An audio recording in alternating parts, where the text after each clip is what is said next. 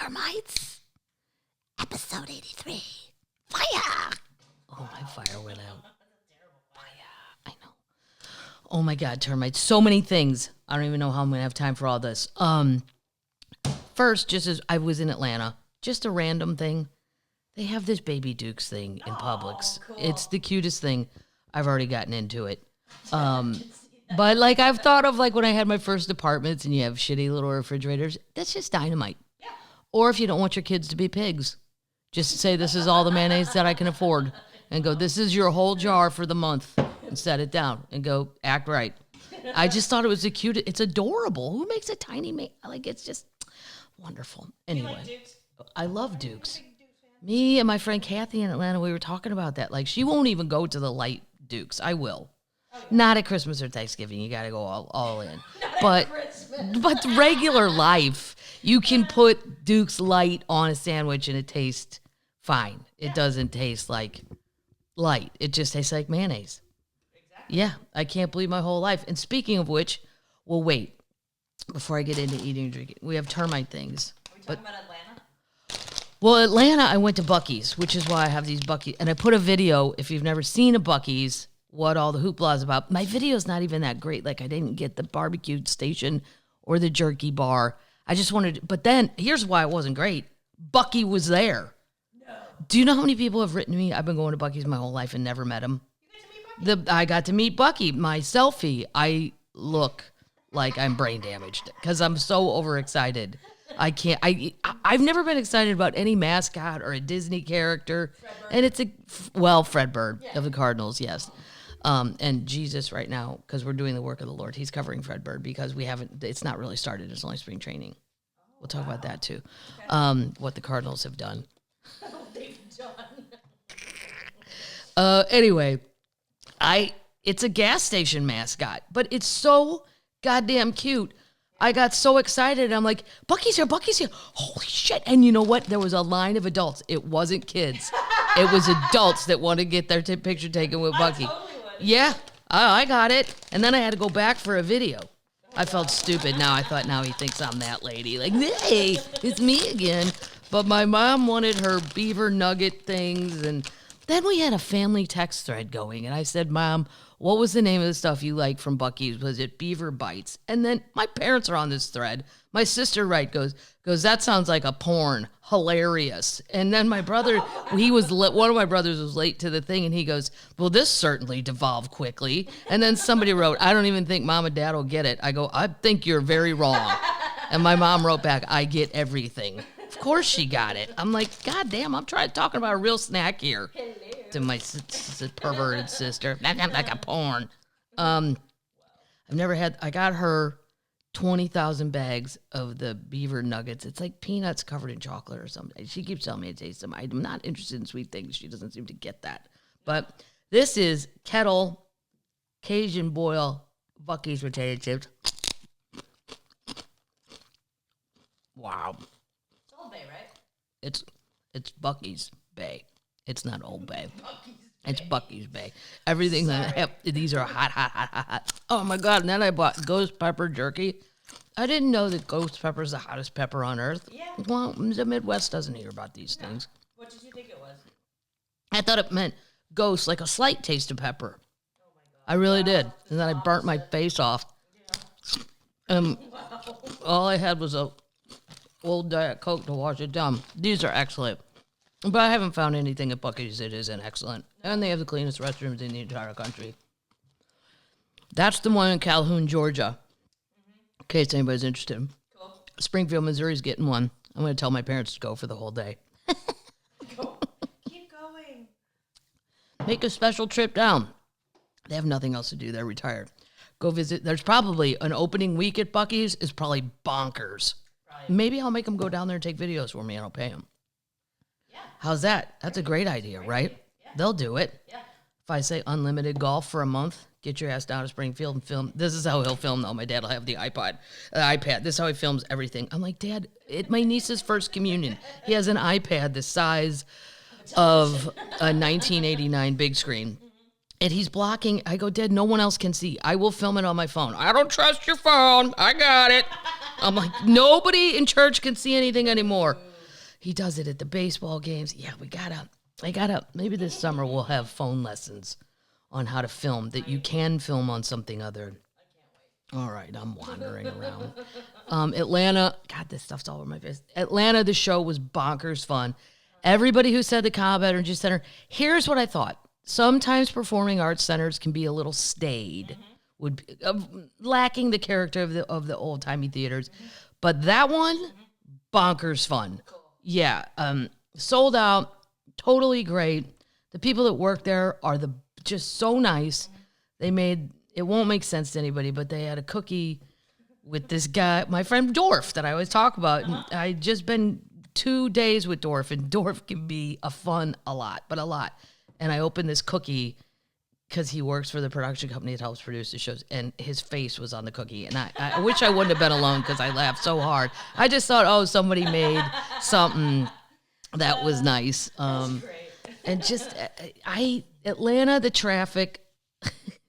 Here's my joke about Atlanta traffic. After 3 hours in Atlanta traffic, I should be somewhere other than Atlanta. Nope, still in Atlanta. Nope. I don't know how you guys do it. I mean, it's almost comparable to LA's. Like, yeah, at times it can be that crazy. I think you have to stay in your area. Like when Ron was out in Swanee, it's way far away in some golf biodome. There was probably even a ceiling over the land. I don't even know. It was probably just all fake, some simulation. But that out there was fine. You just have to stay out there. But where the Cobb Energy Center is where the Braves play.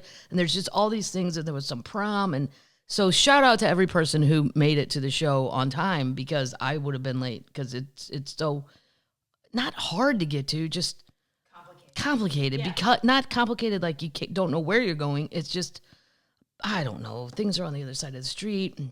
Went to a Waffle House. Everybody forgets how fun.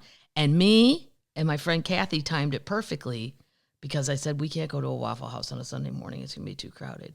And Kathy lives in Georgia. And she's like, no, you just have to work around church times. I go, really? I go, are the Baptists going to vanish? She goes, between 9 and 11, they vanish. Nice. And we went at 9:30. Boom, got a table. Perfect. No problem. Cool. Yeah, and they decorated their Waffle House with Atlanta Braves stuff. I didn't know Waffle Houses could go out and decorate. Well, then, God damn it, why aren't the ones in Missouri doing Cardinals? Because it's the one right next to the ballpark. Well, if it's right next to the ballpark, I guess that's fine. Right. I mean, it was fun. It was cool. I just didn't know they were allowed to do that. Yeah. What else, Atlanta? Waffle House, super fun. Buc-ee's. That was it. Nice drive down. Nice drive home. Cool. Easy peasy. And this was left backstage. I want this termite to know I do get most of the things backstage. If I don't get them, I don't know what happened. This is from Addie. Addie liked she likes the she said YouTube. She likes the YouTube stuff I do. And then she gave me these beers, which I can't wait to put these 3. These are all from Atlanta. The Kennesaw, Georgia. So Kennesaw, Georgia. What brewery? It's the I don't know what brewery. Burnt Hickory Brewery. Cool. Yes, and I'm drinking this one, which is the Down South Hell's Lager, and they're the partner of the Atlanta soccer team. Cool. Soccer being one of my favorite sports. Nice. I know everybody goes, oh my God, it's so boring. Well, you know what? Develop an attention span. Okay? That's what I got to say to you. Cool. Speaking of sports, before I go any further, I'm not going to bore the non-sports people. 2 things. I'm going to make them quick. The St. Louis Cardinals have re-signed Albert Pujols. Oh, my God. I called my brother. How old is he? He's 42. Come on. He hit 17 home runs. Yeah, I think Yachty, our catcher, wants him back. It's his whoopee. It's everybody's last year. The St. Louis people will be so excited. It will sell tickets. But I called my brother, and I go, hey, man, do you have Vince Coleman's phone number? How about Whitey Herzog? Whitey's still alive. I know I saw him in the last Cardinal parade. Come on. Let's get the whole goddamn 80s teams back there. So, I don't know. It's still exciting when he gets up to the plate. I'm going to have to check in with my friend Bob out in California, because when he was with the Angels, I think Bob was a big fan of, I think Albert did fine. Is 17 home runs a lot? I don't know statistics in baseball. That's how many he hit last year. Okay. I don't know. But that and the Masters, because we're talking about Georgia, And my old joke, which is not on a CD. It's Masters Week. It's Masters Week. And I always run down there if possible. On Tuesday of the practice rounds, I think there's another termite that's going. Yeah. And I went last year with Ron, and I told him... You go most years with Ron. Most years with Ron. I've gone with Lou. I've gone with my friend Mark Ridley in Detroit, whatever. But I told Ron, if we're going to walk around and you're going to wear that pink shirt, which he's already an enormous person, right. And then he's got a hot pink shirt on. He goes, it's for breast cancer awareness. I said, that's October. He's like, I love breast all year long. I'm recognizing oh God. All right. I told him, though, you have to be fan-friendly because sometimes, Ron, it's not that he's a dick. It's just sometimes he doesn't hear it or he's preoccupied or maybe a little high, just saying, where he doesn't, it's not that he doesn't act right. He doesn't act. So, like, when somebody has the nerve to come up to you and say, I'm a fan, because I have done that like 2 or 3 times in my life. It takes a lot of nerve. I said, if they like you enough to do that, he goes, I said, if you're not fan friendly, I'm going to walk away from you. Me and Kathy went that year. Kathy and I are leaving you, and you will have no one to get your beers. You will have no one to get your sandwich. You'll be on your own and lost. Yeah. All right. I don't know why I'm getting this lecture. I think I'm usually fan friendly. I go, well, that's debatable. Kathy and I don't want to be embarrassed. Right. Nobody recognizes me. Right. I'm too small. I just run around. Nobody. Well, that one guy did. He got all excited. But so then I told him to be fan, and then he was overly fan friendly on purpose. It was funny though. Yeah, he was photobombing people. He's like, "How's that for fan friendly? They don't even know I'm in their photo. They're gonna get home, and if they know comedy, they're gonna go, there's that guy from the blue collar. Is that him? He looks crazy. What's wrong with his hair?" Anyway, Phil Mickelson, I'm just going to put this out there as my prediction. Okay. If you don't follow golf, there's the PGA Tour, then some lower level tours. The PGA Tour, you have to earn your way onto the PGA Tour to play it. It's the one you see on TV. This is the basics. Phil Mickelson and Greg Norman, who I believe is 67, and Papa Phil, I believe, is 52. So it's not like you guys are up-and-comers. They have entered into an agreement with a Saudi-backed golf league where there's going to be these major money prizes because the Saudis are giving them all the money. Mm-hmm. Phil then went on to say, they're scary motherfuckers, this is his quote, and they're murdering bastards. And he went on to go to the people that they've murdered gay people. They've murdered the journalist, Jamal. I can't remember his name. Khashoggi. Yeah, Khashoggi. Here's the one thing I know, Phil. If you're going to take money from people, you probably can't call them scary motherfucking murderers. It's either take the money and say, hey, they're really coming along with women can drive now. Look at all the wonderful things that started. Or don't take the money and call them scary motherfuckers. But you can't do both. Well, now Phil has, because he also called the PGA Tour greedy and about media rights, and I won't get into it all. But my prediction is, well, it's not just that he's crazy. I don't think. Phil has had a reputation as a lifelong gambler. Why would you, he's not allowed at the Masters. They're all saying, they don't say it out loud, but he has been disinvited from the Masters this year. Why would you ruin your career at age 52? For money, unless you need money. Right. Maybe he bet on the Bengals in the Super Bowl and didn't take the points like Mattress Mac, right? That's just an opinion. That is not a fact. No. I just think this behavior is so bizarre that there's got to be a reason behind it that is not just a surface, oh, well, Phil wanted to expand the tour for younger people, and now no one else is going. Everybody else was like, I ain't doing it. Initially, there was some wishy-washy ones, the Dustin Johnsons, and then they all went, nope, we're not going to go play for these people. Right. So now, even if Greg and Phil start this thing, it's supposed to start in June. Right. The running joke on golf Twitter is, are we really going to get a dynamic audience to tune in to see Lee Westwood? I think he's 47. Play golf. No. I like Lee. He seems like a jovial guy. But you're 47. I mean, you're 3 years away from the senior tour. That's just a prediction. I'm throwing it out there. I think Phil's broke. If anyone would like to discuss it further on YouTube, you're welcome to chime in. All right. Moving back into things. Termite things. This one was very, you can't look at it as sad. You have to look at it as happy. This lady's mom, her mom was a super fan of Final Days. She died. She didn't write letters to her surviving grandchildren or daughters. She wrote this. She died March 3rd. I'm hoping this gets to Kathleen, and it did, and I read it, and I know it's very sad. I can't read it too much or I'll start crying. But that's a shout out to Jennifer, who passed away on March 3rd. These are her kids. Micah, oldest daughter.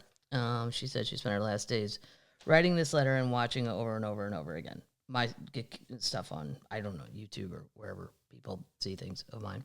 I don't know. The Netflix, the Amazon.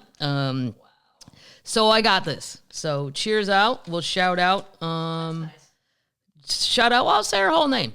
She's passed away. Jennifer Graham. We'll shout out Jennifer Graham today. Nice. So if she's somewhere in heaven listening to this podcast, if that's what you do in heaven. Yeah.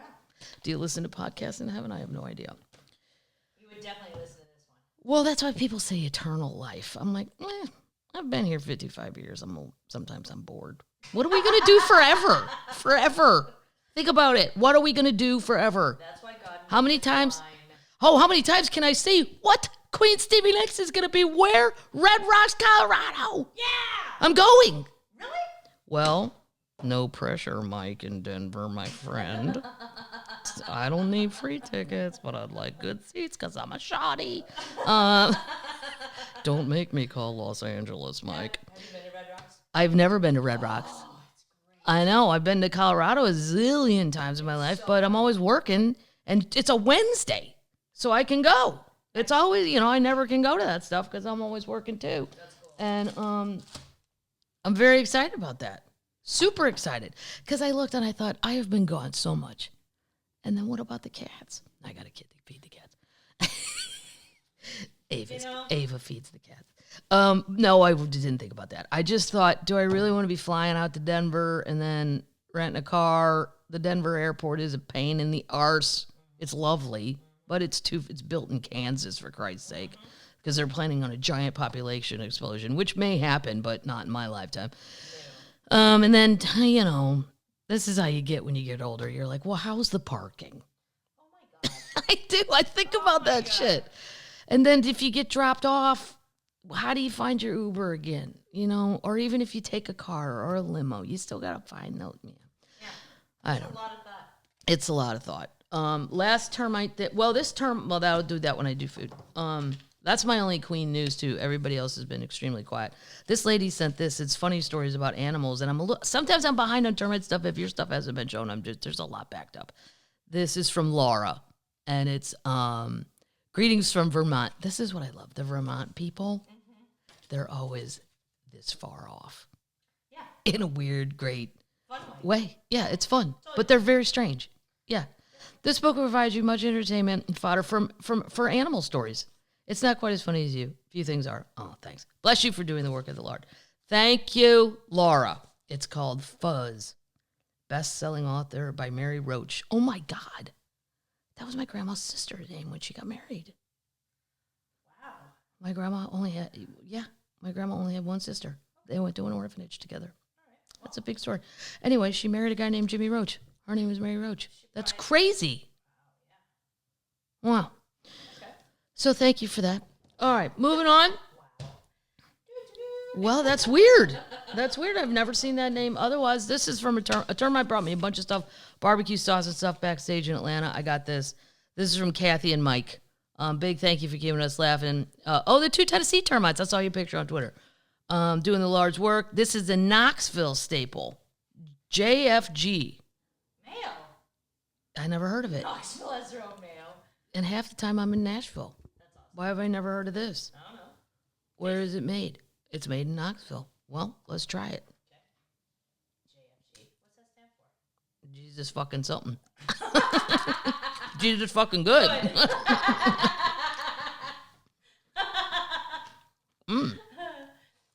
my God. You like it?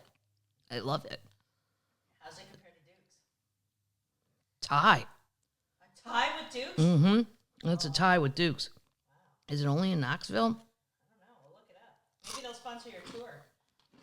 Wow. Well, only if they let me call it Jesus fucking good, which I doubt they will. That's what's great about podcasts. I could just talk like that and not get in trouble. It's the most Googled thing. Mayo, JFG, Mayo versus Duke's. Oh, what do people say? JFG versus Duke's? Oh my God, there's a whole YouTube There's a whole YouTube channel on it? channel. Oh my God! America, this is why I love you. This is crazy. Let's fight about, well, what is the consensus? It stands for James Franklin Goodson. James Franklin Goodson? Uh-huh. Well, It was established if I made a mayonnaise, well, I'd probably call it Cat Mad, but I might call it KEM. Chem Mayonnaise. It's my initials. I know that, but that's boring. It's totally boring. Cat Mad. Now, also, the last thing before we get into it. 1882. 1882? That's why it's good. Yeah. Because nobody cared about health. Nope. Nope. Eggs. Just make it delicious. Eggs and butter. Yep. Where's the butter, lady? Yeah. So these are really good for the road, these little Starkist things. Yeah. You take them anywhere in a hotel room and you can just rip it open and just eat it right out of the thing. But now they're getting, well, maybe they have been for a while and I just didn't stop. They are now going off into crazy flavoring. Oh. So the Starkist one, this is ranch. Ranch tuna. The children are dominating. The children are putting ranch in everything. Yeah. Every single, it's going to be ranch spaghetti, ranch. They're going to, I'm not saying they're ruining it because I made it. All I did was put a little mayonnaise in it. What kind of mayo? Dukes, my baby Dukes. I used my baby Dukes. Yeah. Wow. The tang. The children will never go back. It's really good. But for somebody who's, Weird. well, because somebody who's been eating normal tuna my whole life, it's a lot of tang. And I like tangy, but, Tuna be tangy now? but that's what the children want. The children, they love it. Good for them. I'd stick with the regular and put jalapeno. There's a jalapeno one. I'm going to get that next time. Okay. I was just in a hurry. Okay, good. Ranch tuna. All right. That sounds awful. All right. We've covered that. Now we have to. Wow. I'm going to comment on the Will Smith Chris Rock thing. Oh no. If anybody at any one of my shows feels the need to come up and slap me, just know I have better security than the Academy Awards. Totally. There will be someone to stop you because there's got to be a point. Yeah. That's what I couldn't believe. That they let, but it's because they all know each other. Right. Versus if I'm in a theater, I don't know most of those people. I mean, some, but I don't know everybody. So you don't know if they're. I had one lady do that at a casino once. Ran up on stage, but just to give me a greeting card. She wasn't gonna slap the shit out of me, but it. Wow. And the greeting card just said "Welcome to town." Like you could have just given me that after the show or something. But normally, in 33 years, I've never had anyone rush the stage to attack me. I cannot believe, and I know it wasn't staged, and I know that through sources that are real because I know comedians. It was not fake. It was not staged. And I respect Chris because he's a little smaller than Will. But like all shotties, if Chris wanted to, he could have got scrappy. Yeah. My natural reaction would be to kick him back. He'll punch him back. Well, fuck you. Something. Yep. I don't know how he held it together like that.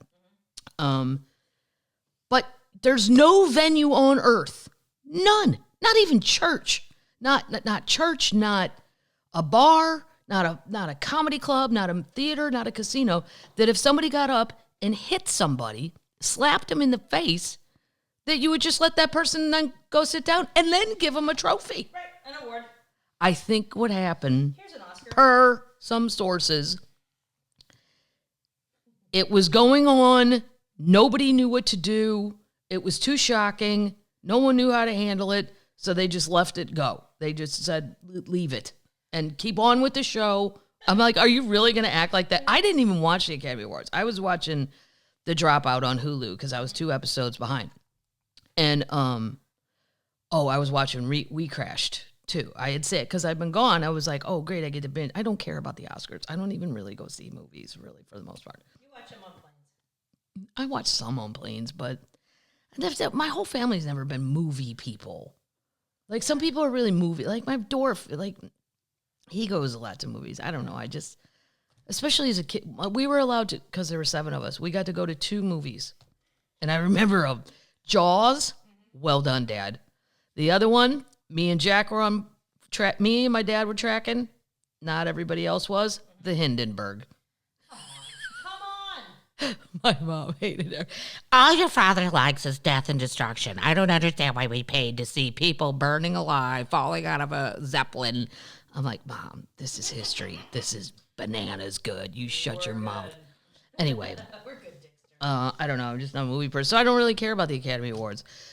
But as I'm sitting there watching my binge stuff, bing, bing, bing, bing, bing, bing, bing, my text and my Twitter and everything, and I'm getting texts from, holy shit, why didn't Rock do this? Why didn't Chris do that? And Chris is a great guy.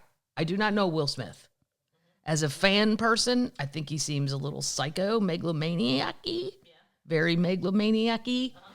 But I think the Academy Awards, whatever, who's ever in charge there, hashtag fail. Or if this is a new way to get people to watch, I'm in. If every presenter is going to get punched in the face by a random actor after they say something, I'd be in for that. But then it would get too fake after a while. It has to be the element of surprise, like what happened there. It's a cage match. Yeah, it's just, what is the... And then he got up, and then it was all on Twitter, that speech he gave.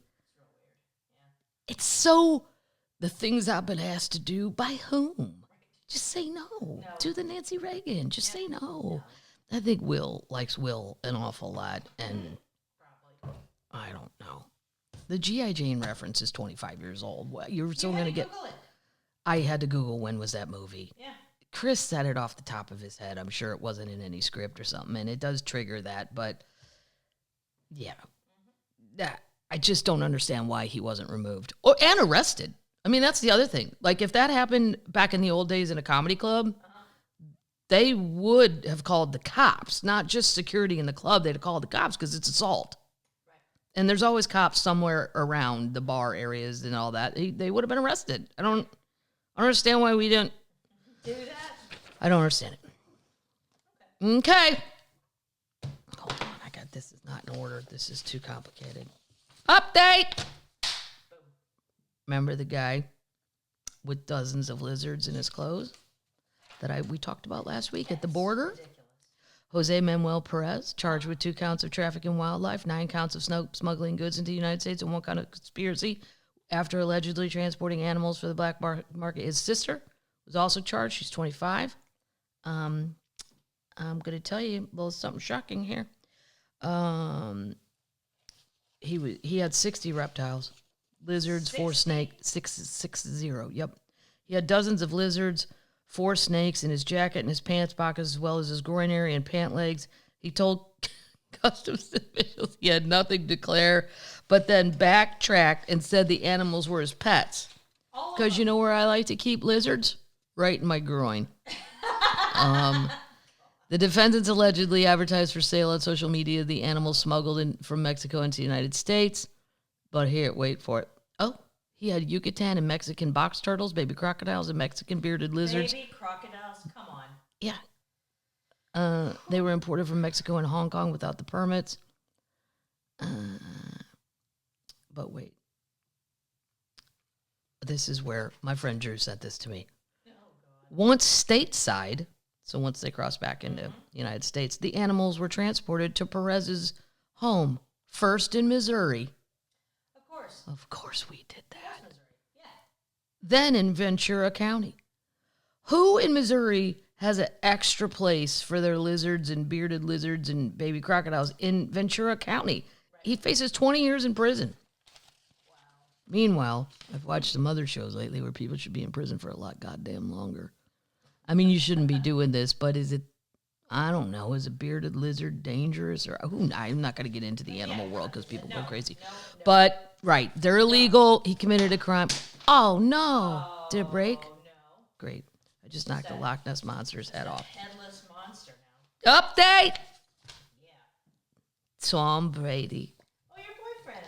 My boyfriend, Tom. Are you going to draft him again this year? Absolutely, I'm drafting him this year in my fantasy league, and everybody mocks. Mocks. He's old. But, guess who scores? So pretty. He scores an immense amount of points every week. Never lets you down. We should go to a game. I would like to go to it if he stays in Tampa. Now they're saying they might trade him out of Tampa. I don't think so because Gronk signed back on. That's his will be. He's staying. That's my prediction. So a guy bought Tom's last touchdown throw ball for $500,000 and change. And Tommy, because Tommy's into Bitcoin, right? Tom Brady offers Bitcoin to charity of choice to last touchdown ball buyer. Now, here's the thing. That's nice. It would make me feel good, but it ain't really making up for it. But also, if you have $500,000 to spend on a football, fuck you. Right. Yeah. I have your last touchdown ball. You're right. 2021. Tom Brady rocked the sports world on Sunday, announcing his intention to end his retirement, which lasted all of 40 days. The same amount Moses was lost in the desert. You know what? Tommy was lost for 40 days. Yep. And then he saw the light. And I mean, Giselle's cute and all that, but... And then he returned to the Buccaneers for the 2022 season. In an update that should have been to have Tampa Bay fans jumping for joy, except one unlucky bidder who is now likely cursing terrible luck. According to a Sunday report from ESPN, the ball that represents Brady's last touchdown pass for now recently sold for $518,000 at an auction site Leland's. Several hours after the story was posted, Brady announced his unretirement. That would, of course, nullify whatever historic value the touchdown ball holds. To put it another way, somebody just paid more than $500,000 for Brady's most recent touchdown pass, not nearly as valuable as his last touchdown pass. It's now worth $50,000. $50,000? Oh. Is still? Why? Because he touched it. Because he touched it and he's God. He's And God. everybody knows that. Tommy's a god. So good. Word got to Brady and he wants to make it right. He tweeted at FTX, a crypto exchange platform. It's not the platform I use. Shout out Coinbase. And he has an ownership stake in it to see about hooking up the buyer. For those interested, the ball, I don't care about all that. For some crypto. Yeah. God. So he's going to donate a bunch of crypto. Well, he did something. Yeah, well, there's people that don't. You know how many times Barbara Streisand said she was never going on the road again? And people spent all their money thinking it was their last time. And then I believe 2 guys sued her. And I think they won. Yep. Update. I did this. It's kind of a lame update. Well, because this is a little longer than normal. You can say it better, I think. Update. That's better. Okay. Maybe, I don't know. I'm probably bothering people's dogs that are sleeping while they're trying to listen. So I did a little deep dive on Mary Kay. Oh, no. Mm-hmm. Because we talked about it last week because I was in a hotel where there was a Mary Kay I convention. had no idea they were still around. I didn't either. Okay. So this is from Texas Monthly. Okay. Reputable. A reporter went inside the pink heart of Mary Kay, dropping more than $1,800 on cosmetics. This is written... Or did I print it then? I don't know. It's recent. Yeah. And there's an AP photo of Mary Kay, and whoo, shoo, buddy. She has got some hair. If that is not a wig, it should be. She went in, dropping more than $1,800 on cosmetics to become a decorated beauty consultant with the company to see what makes it tick. In her piece for Harper's, Virginia Soul Smith concludes that the Dallas-based direct selling company is merely a pink pyramid scheme for most involved. This is how they always go down. A business in which only a select few earn real money while everyone else pays to play sounds like a pyramid scam. The Federal Trade Commission distinguishes between recruiting salespeople to sell a product, which is perfectly legal, and making money exclusively through fees for participation, which isn't. Okay. Well, then how about Scientology? Yeah. You're paying to participate. Totally. You're buying every level. Mm-hmm. Nobody cares. They have so much power. I don't even like that I just said that. They'll probably come kill me. Careful. What constitutes a fee, of course, is vague, but the FTC has charged some multi-level marketing companies with employing pyramid schemes. In those cases, the majority of sales occurred between the company and the salespeople. Right. You buy all the shit from us, and then it's your job to go sell it. The retail products were essentially decoys. The FTC has never taken action against Mary Kay, and an agency spokesperson told me that he was unable to confirm or deny whether the company has ever been investigated. This is the lady who wrote it. She said, really, the only way to make money is by recruiting other people to sell product as part of their sales unit, which they then get a paid commission off every time those women place a wholesale order. So if I recruit you and you order your $1,800 worth of stuff, your starter kit, I get a kickback from that, but probably not a lot. No. Probably 5%, which would be $90. And I know you just wonder how the fuck did you do that quickly in your head? Yeah, I don't. Because 10% would be $180. Because I waited tables. I know 10 and 15. You're terrible. No, I know my 10 and 15% from waiting tables. Okay, they get a paid commission, and that does look like a pyramid scheme. For the piece, she attended a number of the Mary Kay parties and ultimately signed up to move the product. While the initial fee to become a consultant is only $100, she was pushed to stock up on inventory. Think $1,800 worth of mineral eyeliner, foundation, and moisturizer. This is what I'm saying. You're not selling iPhones. I mean, this stuff, I did look it up. Their mascara is $23. It's expensive. Yeah. To climb the ladder and become a star consultant. In her reporter, she met with some women who were drawn in by the allure of the income of potential of direct sales and a flexible schedule. That's a big one. But who were ultimately disappointed by their earnings. While Mary Kay reps like to focus on these benefits, it turns out only some 300 of them draw in six-figure salaries. Oh, wow. Yeah. Well, you have to be first. Like, let's say you have a big, giant church. If you're the first one in, easy peasy to get the 12 people. But if you're the 50th, 20th at your church, Competing with your other people. right, you have to join a different church. You got a hopscotch church or wherever you go. Bars. I would go to a bar. But anyway, one woman who had worked her way up the ranks couldn't keep pace with the $4,000 in sales. See, you got to make $4,000 a month in sales to keep that title. She ended up with over $15,000 in credit card debt and a basement full of unsold products, inching closer to their expiration date, and a failed marriage. Oh my God. In his divorce filing, her husband said that they had different attitudes towards money. Another woman had trouble booking the required number of skincare classes. Oh God, that would just drive me crazy. And opined that Mary Kay's lady is being like a little bit in a cult. Oh wow. Yeah. So she traces the cause. I did not know this. It began in 1963. Mary Kay. 63. Mm-hmm. Mary Kay Ash, disillusioned when a man she trained was promoted ahead of her at the World Gift Corporation, where she worked at direct sales, spent $5,000 to found the company. A year later, she hosted the first of her many award nights, catering it herself with homemade chicken, jalapeno dressing, and Jell-O salad. Whoa. Oh, who doesn't want to go to that? Jell-O salad. Ash wrote that she founded the company with offering women opportunities that didn't exist anywhere else. She was only concerned with the female empowerment up to a point. Throughout the company's history, the tension between empowering women and ensure they retain their traditional roles has loomed large. She says, although my late husband, Mel, was very supportive of my career, he let me know that beginning at 7 each evening, I was to be Mrs. Mel Ash, period. Starting then, it was his time. Ash wrote of her third husband in her self-help book, You Can Have It All. She was a very 50s, think Phyllis Schlafly type. I'm so buying that for you. Yeah. Barbara's... So there's a new leader. They're direct descendants of the founder.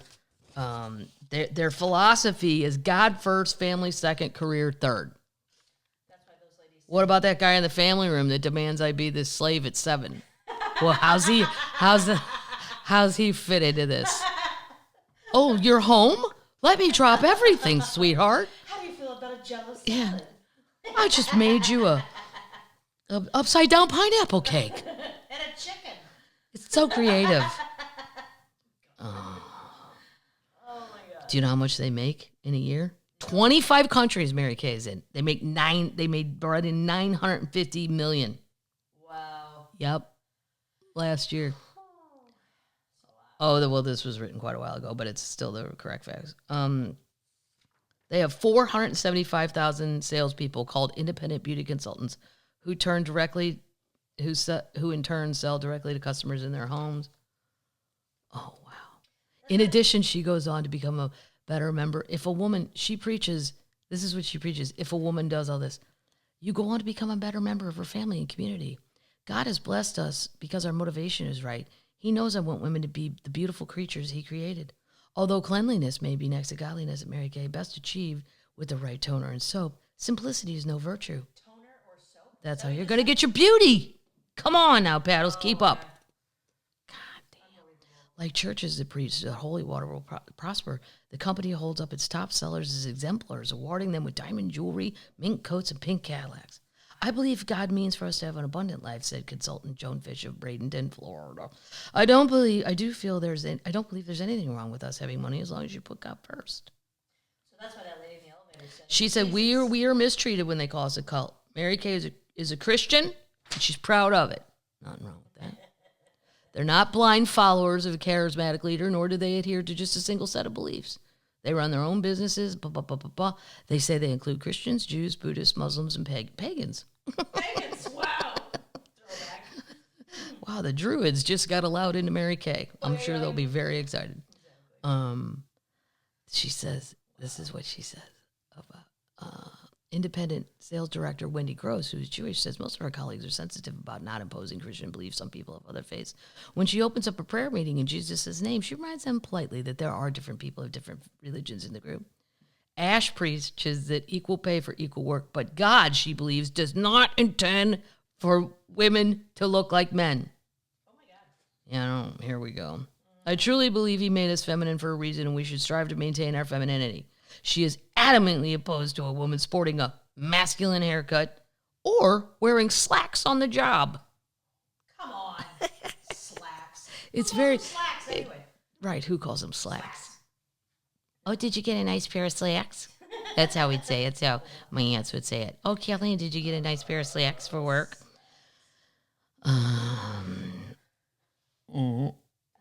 Jello salad. I will say, though, on a brighter note, the consultants contributed $500,000 to cancer research. That's nice.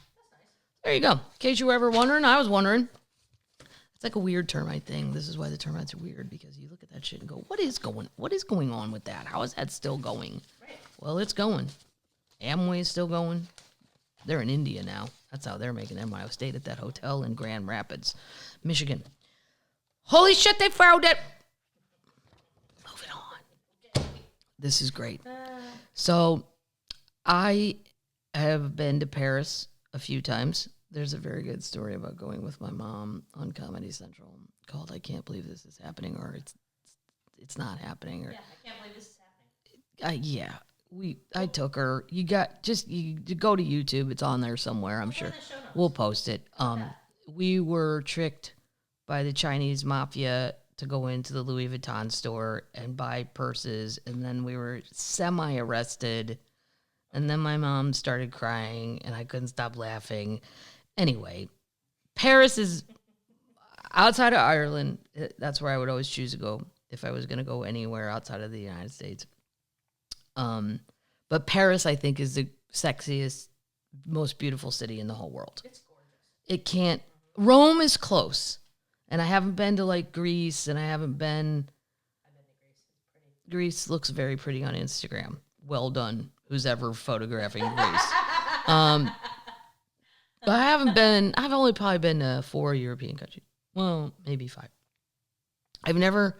So every time I would go, I loved to go to Notre Dame at the church, and I would always say to Lou, I'm like, well, goddamn, if my parish looks like this, I'd go every day. Right. Ours looked like a 70s disco. It had giant, weird ball drop lighting. It looked like you could turn off the lights, and if those balls all turned different colors, we'd be, I should be dancing. Yeah. Woo. Turn on the Bee Gees. Anyway, I love Notre Dame. Sacré-Cœur, I love even more in Paris. Sacré-Cœur is, but as far as like Notre Dame, and to see it catch on fire was so disheartening. More disheartening than hardly anything I saw during COVID. That was like, The Lancome lady's bringing it back. Well, the Lancome family is bringing it back. Good for that lady. Yeah. Enough of it was saved, but guess what? The holy shit, they found it. Wow. Well, just when you think something's horrible, something good comes out of it. Okay. Repair crews at the Cathedral of Notre Dame repairs, which tragically caught fire in 2019. So it was pre-COVID. Yeah, I guess. It was right before, though, or during. It was all bad shit. I remember that year starting and going, crazy, weird, bad things were happening. Not to me, but in 2020. Well, it caught fire in 2019. It just said that. Okay. Well, but it was like the end of 2000, like this, I don't know. But close enough that I associate it with bad times of COVID. Anyway, okay. They discovered an ancient graveyard filled with tombs underneath the stuff because they're fixing it all, including a completely preserved human-shaped sarcophagus made of lead. The sarcophagus was buried below the central nave where crews were digging footing holes for the scaffolding needed to reconstruct the cathedral's roof and spire that caught on fire, that collapsed during the fire. Archaeologists working at the site confirmed the finding. According to the statement from France Cultural Ministry, in addition to tombs and coffins, archaeologists also unearthed painting sculptures, including the bust of an unidentified bearded man. Well, let's get on that. No shit. Is it Colonel Sanders? I think not. Nope. Who is it? Wow. Carved hands and vegetables, part of the 13th century rod screen, an ornate partition that separates the altar area from the nave, as well as remnants of a 19th century brick pipe underground heating system. That's pretty cool. It's very cool. Yeah. The lead sarcophagus is buckled from the weight of the church above it, but was still sealed. Oh, wow. Yeah. They had a tiny camera go in it. The team was able to peer into the sarcophagus and examine their find, described as being of remarkable scientific quality by France's Cultural Ministry. The body inside appears to be perfectly mummified, and archaeologists believe it was a senior dignitary buried in the 14th century, about 100 years after the construction of the cathedral. You can glimpse pieces of fabric, hair, and a pillow of leaves on top of the head. Okay, I don't need leaves on top of my head. If I get buried, I'm good. A well-known phenomenon when religious leaders were buried. So, just when you think it's sad times, crazy, boom, they find something crazy. Here's another holy shit, they found it! This is wackadoodle. Yeah, I don't even... It's really... Neolithic shrine uncovered in Jordanian desert. I might do a whole episode of Holy Shit, They Found It, because I really pull back on this because I know I'm a nerd. And I have, like, tons of these. The termites like it. I don't know. Termites, would you listen to that, or is it too much? Maybe I'll mix it up with something else. Yeah. Archaeologists excavating the Jordanian desert, have uncovered a Neolithic shrine dating from around 9,000 years ago. Yeah. One of the... Oh, my God. The discovery was made by a joint Jordanian-French team in Badia region of the something mountains, I can't say it, revealing two stones standing that depict carved anthropomorphic figures and an altar and a hearth. How crazy is that? That's you got to see the picture of it. Yeah, and the carvings in it, I'm like, I don't even know how you'd know that was anything of historical. Anyway, one of the stones standing is a depiction of a human figure whilst. Who writes whilst? Whilst. The other one is a small-scale model of a desert kite-type structure commonly found in eastern Jordan, the desert of Israel, and the Sinai Desert of Egypt. Desert kites are used for trapping game animals, consist of long, dry stone walls converging on a neck and an opening into a confined space that used to slaughter prey. Behind the stones, they have animal figurines. I mean, it's a whole shrine. Right, and it was just out in the desert. Oh, my God. Yeah. So, there we go. There's a holy shit, they found it. Okay. Moving on to news. Good. We're going to talk about people's bad behavior on airlines again. Do you need another beer? This should be a whole show. Yeah.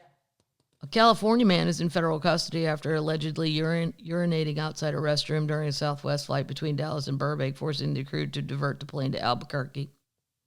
Wow. You know what, though? If I'm a passenger, he pissed on the floor. It sucks, but can we keep going to where we're going?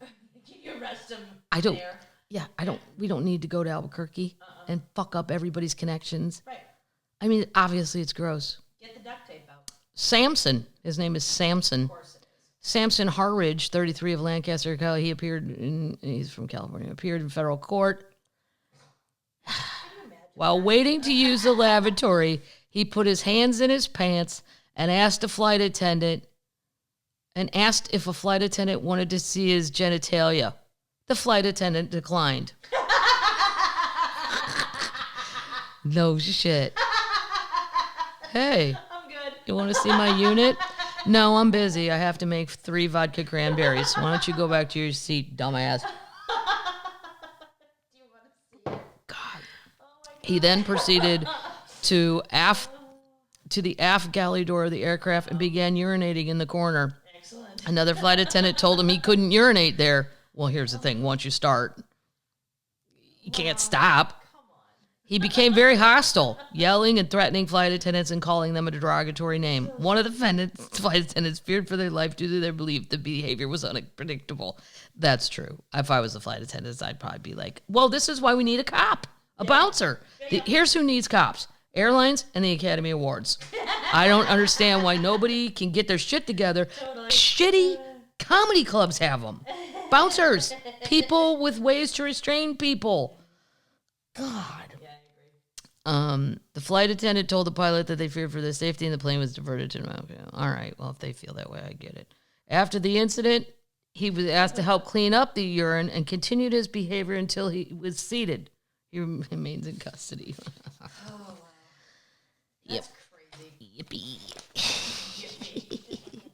Speaking of airlines, here's just a shout out. This is a helpful hamster work of the Lord thing. Okay. Just in case you fly Southwest, I fly it every once a month. I'm probably on them for the short flights. It's fine. I like it. They unveiled a new fare class. Oh. A whole new fare class. So like my mom and dad's, I can buy the one to get away for the old people because they're seniors, so they get to board first anyway. Oh. Jack and Vicky are doing it. Yep. But the business class is getting kind of pricey these days, and the one to get away, it's for the children and people that don't have to be there at a certain time, which is also great. Well, I called all my cousins. I'm like, hey, I've been online getting my parents tickets to Florida, and you at the time, this was this winter, you could go to Florida for $148 one way. Yeah. Why wouldn't you? Right. Boom, right to Sarasota. Mm-hmm. Anyway, they're having a new fare class because the business one is kind of pricey these days. It competes with Delta and all the rest of them. It doesn't look as much because it just says the one-way part is what you see first. Right. Oh, it's only $220. Oh, no, it's $440, right? They unveiled a new fare class, the second cheapest option in hopes that it will reel customers in willing to pay for more flexibility. The Want to Get Away fare sits just above the Want to Get Away. Oh, Want to Get Away Plus. That's the new one. It goes right above Want to Get Away. Okay. It will allow travelers to make same-day changes. Yeah. That's great. In their tickets without paying the difference in the fare that the lowest tier requires. So if you want to make changes on the Want to Get Away, you're going to have to pay the fare difference. On this one, you don't have to. Oh, wow. Customers who opt for the new fare or the classes above the new fare will also earn more frequent flyers than the lowest tier. Boy, they really hate poor people. They sure do. Or it's the children. Pay your drink money. How many of those drink shits do you have from COVID? I have so many drink coupons left on COVID. Like I could have my 60th birthday party on one flight and not have to pay for any drinks for anybody. Because I kept flying and but you couldn't get alcohol. And they're like, oh, save it. You can use it later. Maybe that's what I'll do for my 60th birthday. Just fly people on some random goddamn flight and go, hey, drinks on me. And then I don't have to pay for nothing. Yeah. All I got to do is pay for their Want to Get Away fare. I'll pick some city that's like $28. And only fly like 50 of them. Totally. Yeah, I could afford that. Gary Shandling used to have the best joke where he goes, I can't afford to fly privately, but I can afford to give all these people $250 to get off this real plane. Specifically. Well, I did the math. He's right. It'd be cheaper to do that. Also, the new fare, you'll earn more frequent flyer miles, and you can continue to check 2 bags for free. Mm-hmm. So there you go. That's just a little update. If you're a flyer person, now you know what that other, when you see that one getaway plus, that's the benefits. Gotcha. Same day ticket changes, more frequent flyer miles. Depends on how much the difference would be if I had to have to see what the difference is. And drinks for everyone. Drinks for everyone! Drinks. I could buy so many. This is just a matter of, what do you guys think? I'd like to hear what their termites think. Bed Bath & Beyond. I don't love it, but I go to the one by my house because there's an old crazy man, and he, I swear to God, pushes 2 squirrels that are dressed up like pioneer babies. What did you just say? Yeah. What did you just say? He has a stroller. Pioneer baby squirrels? Yeah, they're dressed like Laura Ingalls Wilder, or like people on the prairie, and they're squirrels. And he has them in a he comes every day, according to the girl. Because I went up to the thing, I'm like, hey, I don't really care. I think it's kind of funny. Do you know there's a dude in here with squirrels? She's like, oh, he hit every day. Every day. He crazy, but he's nice. Oh, good enough. Okay. Does he buy anything? And he had like a towels or something in his thing. I think he just likes to look. I don't know. He let me look at his squirrels. I asked, because I go, They're rabid. they're not rabid. He clearly raised them. Otherwise, they wouldn't let you put a goddamn outfit on them. It's a squirrel. And they would have leaped out of the stroller if they weren't trained. They're not attached to it. They're just sitting there like 2 cats. And I said, oh my God, are those squirrels? It just flew out of my mouth. He passed me and I went, oh my God, are those squirrels? And he was like, yes, ma'am, they're squirrels. I said, can I? In a stroller like a baby. Almost like an old-timey stroller, though. Like a bassinet. That's creepy. Oh, it's completely bizarre. That is American Horror Story. It is American Horror Story. Well, only when he goes crazy and kills you for your pets. Okay, Well, we have crossed the line. Bed Bath & Beyond. I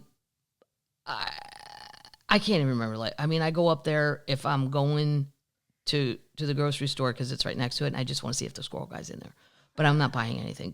First of all, Bed Bath & Beyond, could we discuss that you've over-ordered on everything? 90% of the shit in there, none of us could reach without a ladder. It's like looking at... And then they said they were going out of business, but guess what? Bed Bath & Beyond stock price soars more than 60% at Ryan Cohen's stake. Ryan Cohen is the billionaire co-founder of pet supplies retailer Chewy Inc., and he has disclosed a 9.8 stake through his investment firm in Housewares Realtor. That's great. No, I'm saying that wrong. Retailer. I read it too fast. He's also the chairman of GameStop. He has outlined to Bed Bath & Beyond the steps to turn the company around. Because it's just, there's nobody in there. No. And there's so much shit in there. Like they have over-ordered. You don't need 700 comforters. Just It goes to the roof. 5. Yeah. It goes all the way to the ceiling. I don't even know how people stock that shit. And then you know the stuff up top's gross because it's been there forever. But the shares jumped. But people have, it says it, he's built a loyal fan of, he's built a bunch of followers. This guy Cohen, not Roy Cohen, that was the mean lawyer. It's Trump's guy. I don't know how he doesn't outline what he wants them to do. First of all, we need to downsize the amount of shit we got. Have a sale, a big ass sale, not a fake sale. I don't know, termites. What do you think about that? Is anybody going to Bed Bath & Beyond these days? Who's going? Anybody? No. Well, I go to mine. Just hoping he's there. The Squirrel Man.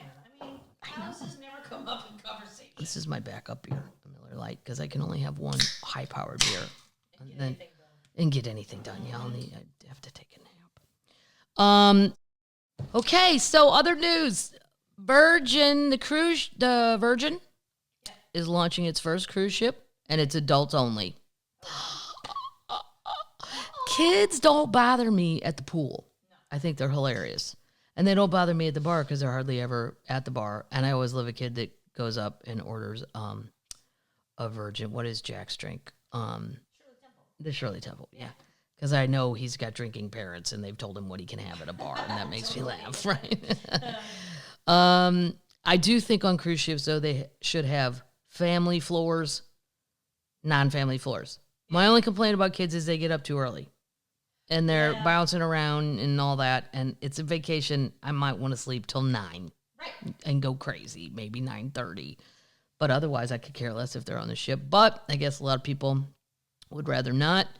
He's expanding his empire. So Richard Branson and the company announced Virgin Voyages. It would be dubbed the Scarlet Lady. The vote is open to travelers who are 18 and up, and will have full-grown, offer grown-up on-board amenities like a tattoo parlor. What? Really? You get a tattoo on a cruise? A spa. Oh. They all have a spa. A blow-dry bar. On the ocean, you're going to go get your hair blow-dried? Yeah, it's stupid. The humidity, if you have, like my friend Kathy, A blowout. she goes to those blowouts because her hair's thick and it takes forever. Like mine doesn't matter, but it's just the humidity is going to drive it bad shit anyway. I don't know. I don't think it's going to be, it's out there. It's starting in 2020. It doesn't say exactly when. It's going to have, restaurants. I don't see that much difference though than, they don't have, not other than a tattoo parlor. Boozy shots. I mean, this stuff's all on a regular one. I think it's just if you don't want to be around kids, I'm just letting you know, as a helpful hamster, that Virgin Voyages now has no kids cruise ships. I mean, I don't want to go on any cruise ship, but if I was going to go, That's what you're doing. I guess. Yeah. Now, this headline, this made me laugh so hard. Chinese man has lived in an airport for 14 years so he can get away from his family and drink and smoke as much as he wants. How much are you pissed at your family? And how much have they gotten up in your grill? Living with family can sometimes be overbearing sometimes, and many feel annoyed and trapped by constant pestering. For Wei Jingzhou, a Chinese man who's in his 60s, the solution has been to move to the Beijing Capital International Airport, where he is understood to have been living for 14 years now, so that he can smoke and drink as much as he likes. You can still smoke in the Beijing airport? I guess so. Probably those rooms. Wherever, the smoking rooms? Yeah, he probably hangs out in one of those. Awful. I don't understand how these people at night, though, don't get kicked out by security, but maybe it's so crowded, there's just constantly people in there. There's no dead time. Marrying Tom Hanks' Victor Navarscore in the 2000 movie The Terminal, where a tourist is forced to live at JFK Airport. Mr. Wee has a setup of his food, belongings, and a sleeping bag in a waiting area. For 14 years. He said he won't return home because he'll be forced to quit drinking and smoking, a habit he supplies with his monthly government allowance. Oh, wow. How's he get to the bank? Or are they just electronically putting it in his thing, and then he can just never, ever leave the airport? He doesn't have a car. True. My family told me if I wanted, I had to quit smoking and drinking. If I couldn't do that, I'd have to give them my monthly government allowance of 1,000 yen. Yen? That's how you spell yen? That's 119 euros. But then how would I buy my cigarettes and alcohol? Exactly, yeah. Sir. Priorities. Mr. Wee's home is in Wangjing, around 12 miles away from the airport. He moved in 2008, and he is settled in Terminal 2, which is the warmest, according to him, but has previously told Pear Video that he sometimes visits Terminal 3. He began sleeping in railway stations in the airport after a falling out with his family. The man said that he'd given up looking for work and he was let go from a job where he worked as an internal combustion engine factory in his 40s, and he was let go for being too old. While he goes out if he needs to do any shopping, he doesn't like to leave the airport because he won't get cold if he stays in the airport. The outlet also talked to the staff. They said he's harmless, albeit a loud drunk. He slurs in Terminal 3. One worker said that Mr. Wee had been encouraged to leave a few times, but every time we mentioned he was drunk, he lost his temper. Yes, that can happen. When you tell drunks they're drunk, some reaction is, I ain't drunk, and then they start screaming. And then if it's a super redneck, they go, well, I'm drunk, but I ain't drunk. And we all know what that means. According to the China Daily Mail, Mr. Wee is not the only airport's resident. In 2018, as many as 6 people were thought to be living like him, with one man notorious for blasting Chinese opera music from his radio. Okay. Wow. He's crazy. The most famous airport dweller is Iranian Maren Karimi Nasseri, who lived in the Terminal 1. Oh my God, he lived in Paris Charles de Gaulle for a whopping 18 years, from 1988 to 2006 when he became hospitalized. I don't know. Oh my God. Why is there no documentary on these people? Refugee Maren Karimi Nasseri. Oh, that's what the film The Terminal is based on. He was forced to take up residence in the Parisian airport after being sent here, his last port of departure by British authorities due to a failure to seek entry into Britain. The French authority also refused his entry, leaving him stuck in the terminal. While 18 years is a long time, Bayram Tepeyi from Turkey spent a staggering 27 years at the Ataturk airport, where he moved in 1991 due to problems with his family before it closed. I mean, come on. How's that even? You know, we've had interventions with a couple of my cousins. I wish they didn't know this was an option, because they're like people my age, and back when, we were in our 20s, and my aunts and uncles would be like going crazy because somebody was acting crazy. I never thought, like I would have told my one cousin, if they get up in your grill, just tell them, fuck it, I'll go live at the airport. We would have never thought of it. Nope. All right. That's ridiculous. These are the kind of headlines and I'm just as guilty of it. Ice shelf collapses in previously stable East Antarctica. An ice shelf the size of New York City. And then I'm like, I bet that's bad. And I go to TJ Maxx. Wow. That's my reaction. Yeah. Well, I got to go to TJ Maxx. Yeah. What are we supposed to do about it? You need pants. I need pants. Still don't have any. You need slacks. I need slacks. I need some nice slacks because I'm going to be doing a special in Denver on the television, on the colored television. Colored TV. It's an area thought to be stable, not hit by much climate change. The collapse captured by satellite images marked the first time in human history that the frigid region had an ice shelf collapse. It happened at the beginning of a freakish warm spell last week when temperatures soared more than 70 degrees, warmer than normal in some spots of East Antarctica.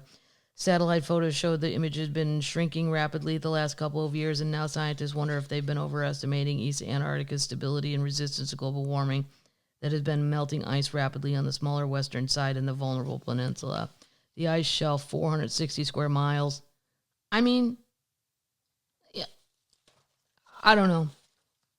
I know it ain't good. No. It can't be, right? Or we're all, you know what? I don't want to end up in Kevin Costner's water world.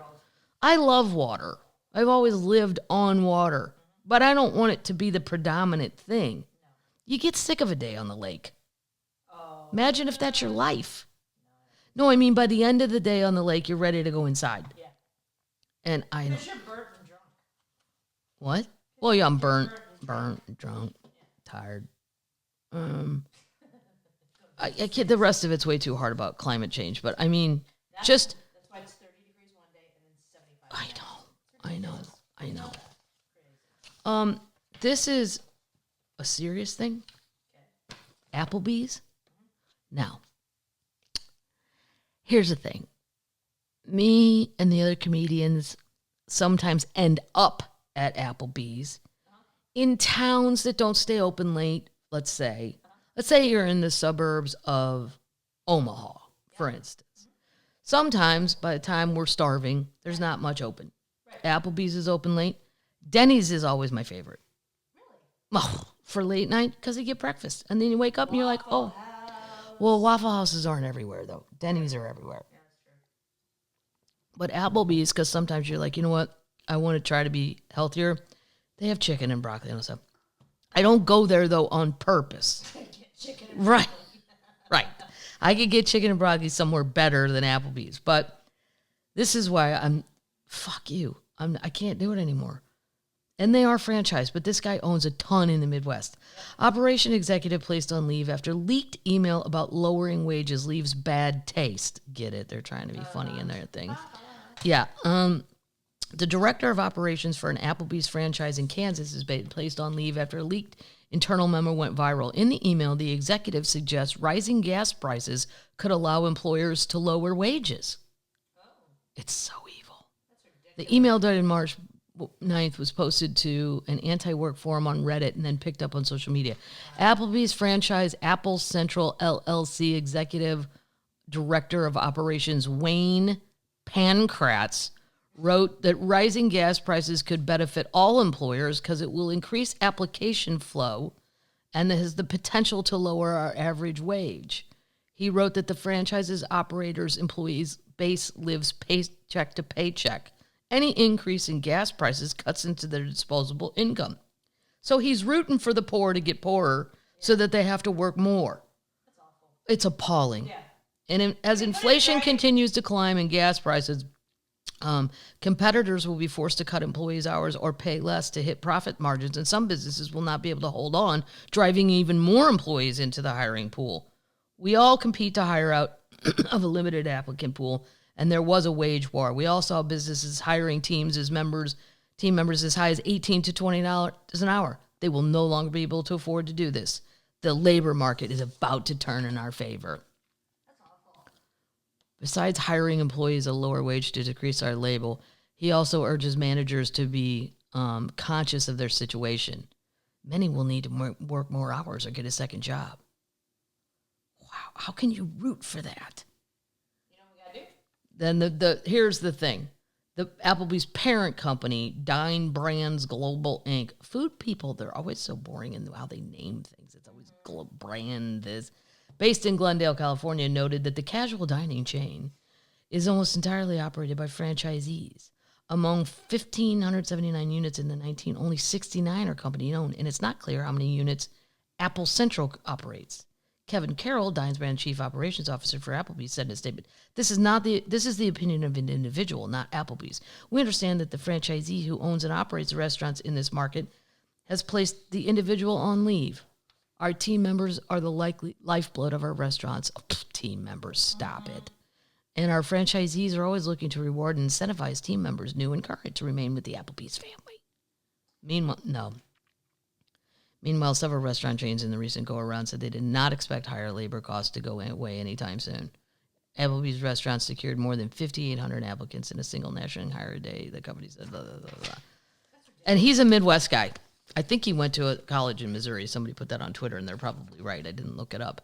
But just know that they put him on leave. Right. They didn't fire him. They put him on leave. So what do? We don't go to Applebee's. We boycott Applebee's. Yeah, and it's not about canceling this one man. Right. But if that guy thinks that, first of all, I'd fire you for being so goddamn dumb you put that in an email. Right. Who does that? I mean, even comedians know, don't write shit in email, man. Like, even dumb comedians know that. This is crazy. I called Lou, and we were talking about Russia. He's really riled up about it. Lou likes to talk about hard things on the phone, which is fine, because sometimes I do too.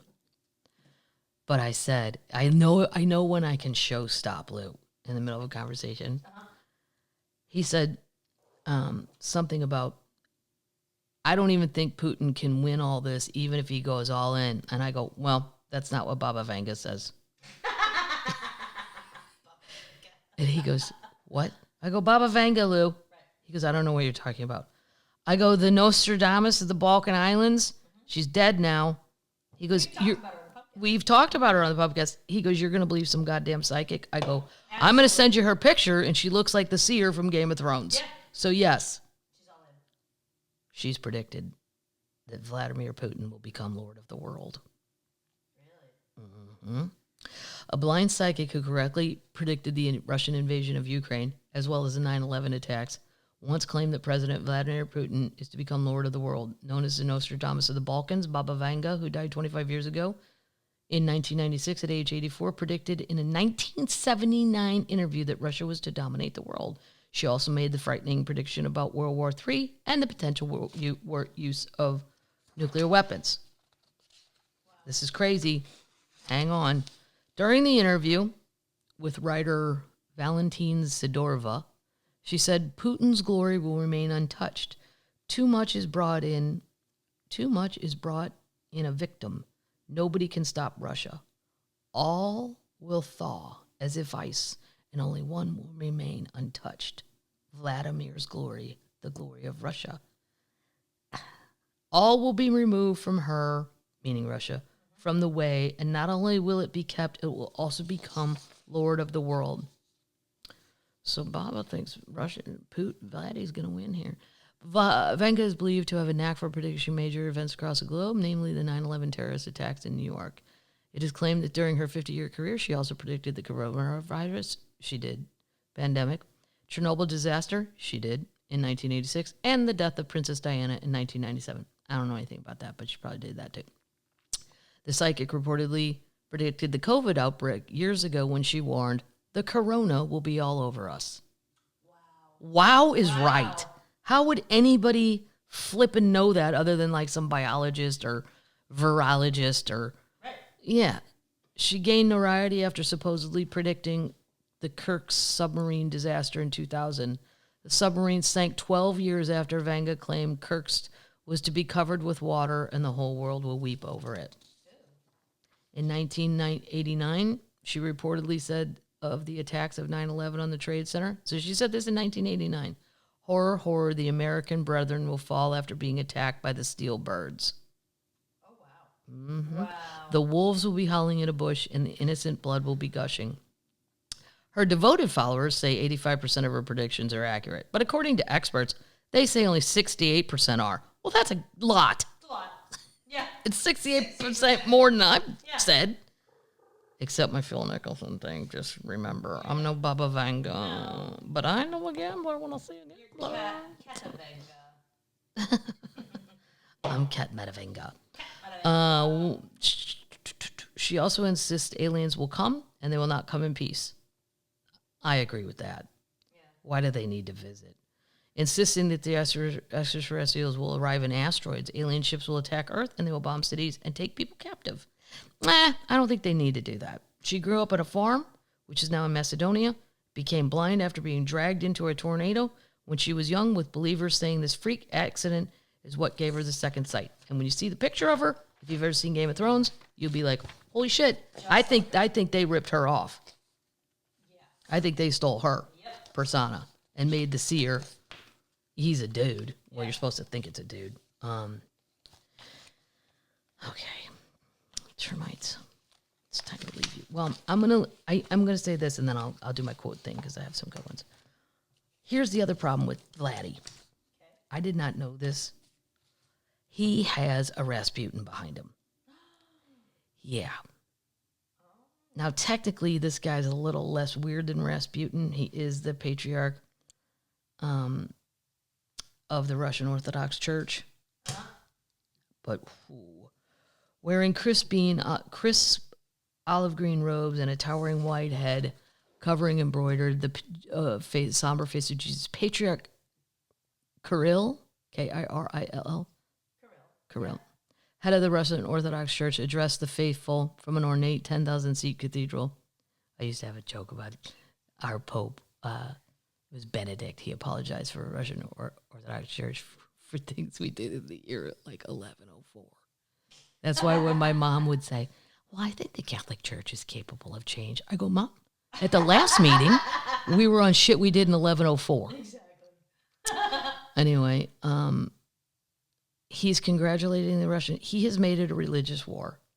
He thinks it's a what do you call it in religion, where it's like a predestined. It's not destiny in religion. It's prophecy. Prophecy. Yeah. Mm-hmm.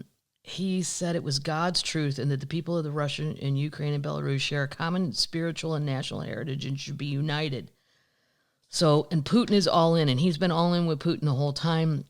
He lives in a parallel universe, said UC Riverside professor Georg Michaels, who specializes in Russian and Ukrainian history. He describes the current situation in Ukraine as Russians defending against a foreign invasion, not as Ukrainians fighting for democracy in their lives against a Russian autocracy.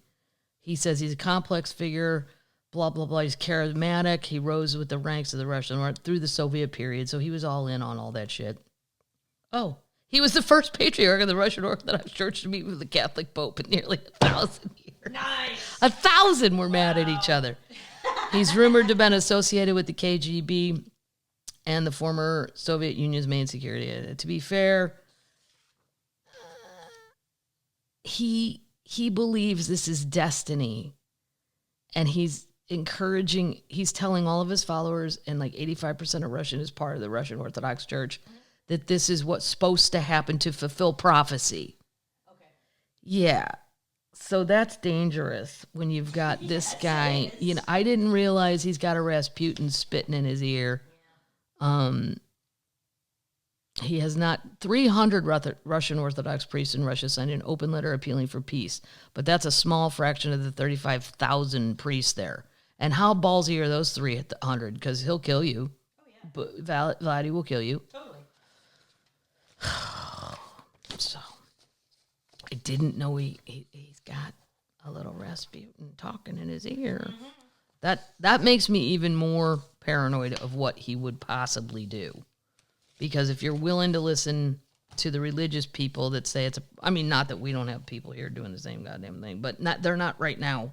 Right now, they're not in charge. Thank God. Okay. I have some good quotes to leave the termites on. Now, where will I be going? I will be going to Washington, D.C.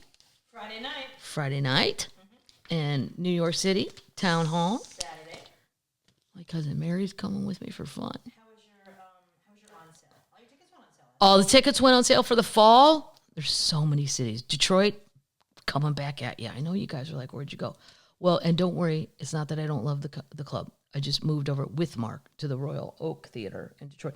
There's a million cities. I can't remember them. Dallas. It's been a while. I love Dallas. Yeah, San Antonio. There's certain cities, Austin. even back in the comedy club days, that always killed it. Denver, Detroit. It's all the D's. Denver, Detroit, D.C., Dallas. There you go. Those were my top 4 where I sold the most tickets. But they were just great clubs, so it wasn't just me. But anyway. So you're happy. Very happy. You can go buy tickets for the fall if you feel like it. This is a quote by Dwight D. Eisenhower. Don't join the book burners. Don't think you're going to conceal faults by concealing evidence that they never existed. Oh, wow. Go Dwight! Not a big talker, that guy. No. Boy, but when he talked, I guess it meant it. Here's Cicero. Oh, Cicero. Mm-hmm. This is Lewis's gift to me. It comes every week. It's called The Week. I love it. It's hard. It is hard. But there's easy stuff in here. They do TV stuff and movie stuff and music. They do everything. A lot of words, no pictures. Yeah, there's not many pictures. Here's Cicero. To be ignorant of what occurred before you were born is to remain always a child. Oh. Whoa. Deep thoughts. Remember that? Jack Handy? Deep thoughts with Jack Handy. Yeah. Saturday Night Live. These are semi-deep thoughts with Mama Termite. Ponders. Ponderous. Remember that song? Ponderous. No. So it's Masters Week. It is Masters Week. Who do you think's gonna win the Masters? I'm gonna say or top 5. I think my top 5 would be Victor Hovland. I love him. He smiles a lot. Justin Thomas. Ron's favorite. I don't care about him, but he's good. Koepka will get in the top 5. Scotty Scheffler. I don't want Scotty Scheffler. I know he's been doing good lately, but I don't agree. Okay. It's not his kind of thing. Okay. Dustin Johnson? Really? Yes. Baby Gretzky. He's got the baby Gretzky. And I don't even know who's playing. It's the easiest major to win because at least 25% of the field has zero possibility of winning because they're 150. How about Who's playing in the 2022 Masters? Hideki's not going to win again. Okay. He got over that hump, and he did it. Okay. Oh. Who's playing in the 2022 Masters? They probably won't even let you Google this without going crazy. I don't know. Oh, who's qualified? I don't care. I can't find the field right now. I can't find it. We'll scrap that. Okay. Yeah. All right. Yeah.